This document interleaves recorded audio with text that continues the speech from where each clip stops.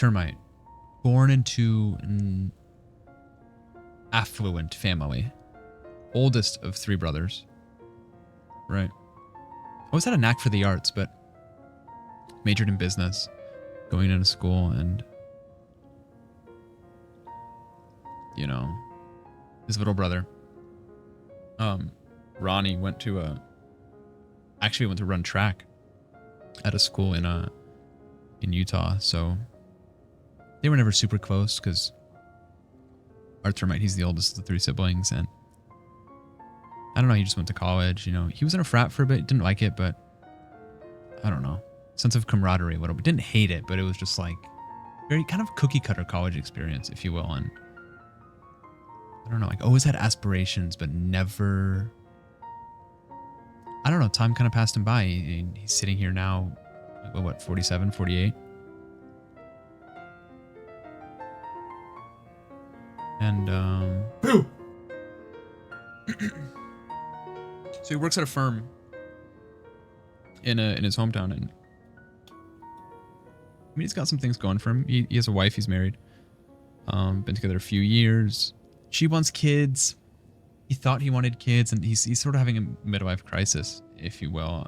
And there's like a bit of resentment there. Like they've talked about couples therapy, but it's just like, you know what I mean? It's just like not on the forefront of either of their minds. They both have so much on their plate. Like, I don't know. Her boss has just been like so shitty for like 6-7 years. She's been working there since she graduated. She took a couple of years off to maybe because she was doing, you know, she wanted to be a painter, and termite he was okay with it. You know, he was supportive and stuff, and it was just work and come home and work. That's what it seemed like. And I don't know, he wants something new. Kind of wants a break, just time to himself. Doesn't have friends really. A couple coworkers he'll hang out with, but like at the end of the day, nothing to like write home about. So he works downtown, financial district, and it's changed over the years. I mean, he's, you know, he remembers when he was a kid. You know, going there with his parents, and like the businesses that have been there for years, and like ones that have popped up, come and gone. I mean, the economy's been brutal, so like you'll see a vacant building, business shows up 6 months later as something else, and that's just how such is the life. And there's this bar on the corner that, like I said, he's been there a couple times for happy hours and stuff with the firm, but hasn't really sat down and had a drink. He doesn't really drink. Drank a lot in college, but sort of like mellowed out as he got older. And so he goes to the bar maybe just like for some alone time, gather his thoughts. It's like at the end of the day, he's like, you know, he's a good person. Doesn't want to come home to his wife and be cranky or in a bad mood or anything. He thinks maybe like 30, 45 minutes at the bar could do him some good. So anyway, he walks. And he didn't bring his briefcase this time. He had a lot of papers to take home from the office because he had to do some transcribing. So he brought the bigger backpack, which was kind of annoying because, I don't know, he's used to just having the little briefcase. So he has the backpack on and he walks into a bar on the corner. It's not too busy. At first he couldn't tell if it was open because like it was really dim inside and the door was closed, and it was typical happy hour, right? It's like Thursday at 5:15. And takes a look inside and there's people walking around, so he figures, okay, sure, it's open. Door's kind of heavy, pulls it open. He might just be weak from the day. I don't know, worked 8 hours, but, you know, really didn't. It's essentially, for all intents and purposes, a 10-hour shift. You know, getting settled and then wrapping stuff up at the end of the day. And I don't know. Deborah from HR was just, he had a meeting with Deborah, but then Deborah last second it's like, hey, can you come tomorrow? And you know, it's no sweat for the termite. It was just annoying because, you know, you want to be able to, I don't know, you want to know what you're expecting. You know what I mean? Just like prepare mentally for, kind of, you know, have like a loose structure of your day. So I don't know. Deborah's always, she's scrambling. She's running around like a chicken with her head cut off. But God bless her. She's keeping the firm together. Honestly, it's thankless work. So he gets out kind of late. Like I said, he's been to this bar maybe once. Forgot we're talking. So he opens the door, right? And there's a couple people. There seems to be like a rugby team in town. And they're being loud. They're like on a back table, like maybe almost like a private like reservation. And they're being loud and like he can barely hear. So he kind of like walks to like the quieter corner of the bar, and he sits down at the bar. Like it's like the round stool, and like the chairs they're beat up, but they're like, I don't know, it has character, and he appreciates that. It's kind of like it has like some semblance of. It reminds him of, I don't know, reminds him when he was a kid with his parents, like the buildings and like there's like scratches in the bathrooms that like, you can tell have been there for 20 years. You know what I mean? Like the leather's peeling off the seats, and like you can tell that it hasn't been. And it's on one hand, it looks like, okay, maybe this place is run down, but on the other hand, it's like this is what makes this place, like, I don't know, character. And like businesses that have come and gone haven't bothered to like renovate or fully redo, and he appreciates that. It's like that slice of his childhood kind of that remains. And so he sits down away from the rugby team, and he orders a gin and tonic. And he's sitting there, and he's sort of, I don't know, like looking down, like weighing his options. I mean, he has as we all do, like intrusive thoughts. Like, does he want to stay in this relationship? Does he want to maybe make a lateral move for work? Like, does he even want to keep doing what he's doing? Like, a full career change, you know? I mean, his uncle, Richie, lives on the East Coast, and he knows that he has a construction job lined up if he has to. But again, it's just, these are just going through the options. His mind's racing a little bit, and like I said, he's been trying to take the edge off. And he understands, just let the thoughts pass. I mean, he loves his wife, really, at the end of the day. So, I don't know. He's not having a great time, right? I feel for him, honestly. Like, it pains me to even, I heard the story from him, right? So to even tell you, it's like the empathy.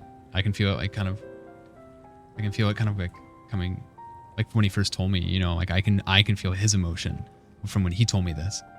So like for me to share it with you, I don't know. Like I feel like I'm like we're all sharing his pain, right? And it's like, it's not a finite amount. Like we all are capable of that, that same hurt. So,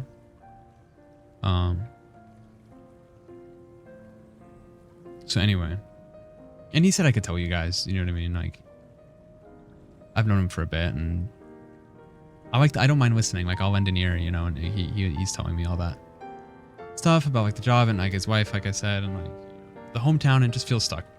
And so he finishes the gin and tonic, and bartender's in front of him cleaning a glass, and says, "Can I get you another?" And Termite says, "Sure, why not?" Gets another drink. Finishes this one pretty quick, right? And he had a bit of a drinking problem back in college, but like, I don't know, I'm not concerned.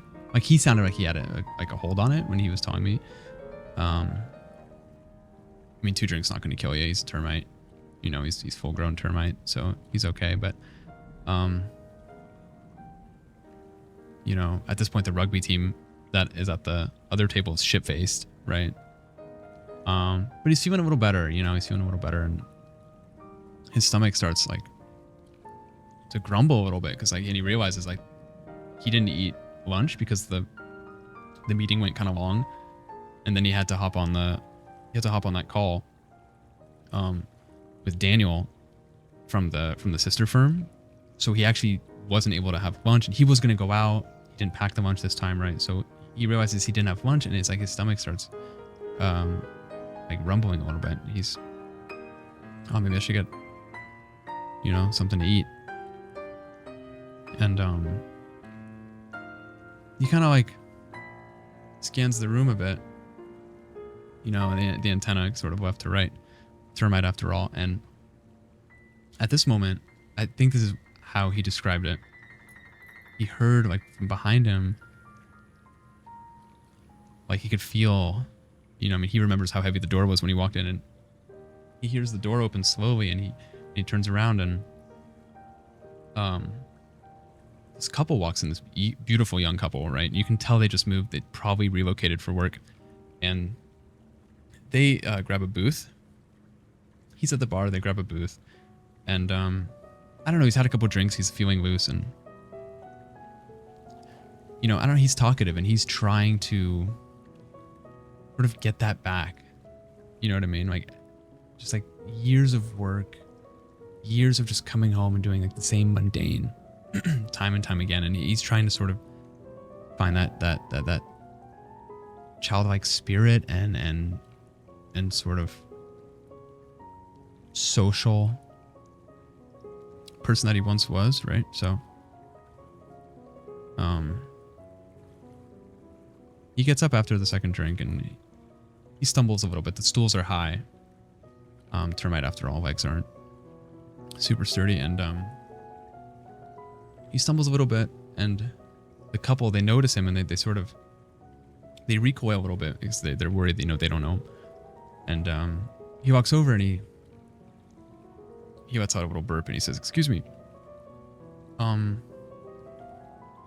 I couldn't help but know. I mean, that dress, it's lovely. She's wearing, the woman, she's wearing just this like beautiful, like sequins dress, right? And like now Termite, he's wondering. I mean, he had mentioned like last week that there was like some sort of a gala or something, governor's ball, something, right? So like I don't remember if that was what the dress was for. But he compliments the woman on her dress, and then the man looks dapper as well, right? Got the hair slicked to the sides, nice pomade, right? Good shine, good hold. And he asks them what they're drinking, and he gets him another round. You know what I mean? He's feeling good, and I mean, money's not a big issue, right? And he's feeling good. He's like finally like, hey, this is like kind of like, I kind of forgot what it felt like, right? Sort of like go out, meet new people, kind of make a connection, and it feels like it's like what he's needed. And they sit down, they have a round of drinks, and this couple, they're lovely, right? And they're getting ready to leave because they have to go. And man puts on his coat, and she grabs her purse, and they're about to sort of exit the booth and round the corner to walk out, on the corner onto the street. And the Termite, he sort of looks down, he hesitates for a second, and he sort of stammers. He goes, excuse me. Just like that, almost. Like that's exactly how he described it when he told me. And the woman turns around, man turns around, and they're like, yeah, like, what's up?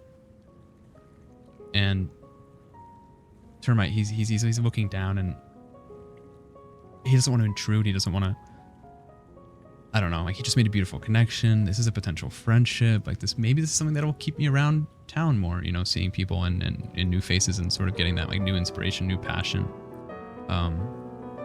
It's like, I don't know, invigorated just through community, really. And anyway, his mind's racing, and his stomach's still rumbling. And so he says,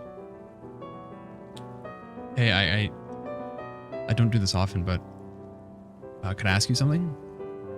And the couple's like, yeah, sure, of course. And you know, they can tell the serious nature of, you know, his tone and whatnot. And so the woman actually puts her purse on the table to sort of make him feel like, hey, we're not in a rush. Like, we're here to listen to anything you want to say. And, you know, he feels at first as if maybe they're like, you know, in the back of their heads, they're rolling their eyes and they're like, oh no, here it comes. Like, he's gonna like, he's had a couple of drinks. He's gonna like dump on us now. He's gonna this. So like, he can tell they're like a little apprehensive, but they're sweet. They're just the nicest people. And he's looking down and he's running his finger across his wedding band, and he looks up and makes eye contact with the woman and then the man, and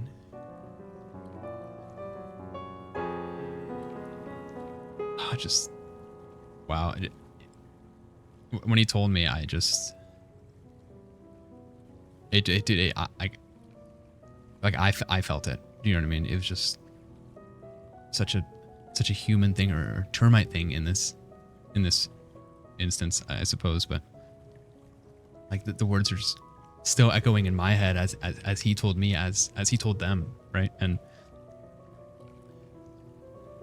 he looks down, he looks up, and you know, takes a shallow breath, and you know, with the strength of 2 gin and tonics and, you know, 10 hours of productivity behind him, he says, hey guys, do you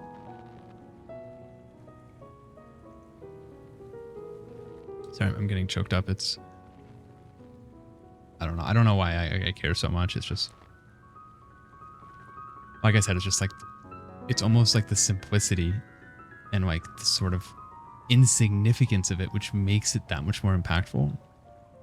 And I mean, he damn near had a tear in his eye when he told me, right? So anyway, sorry. He looks at them and he says,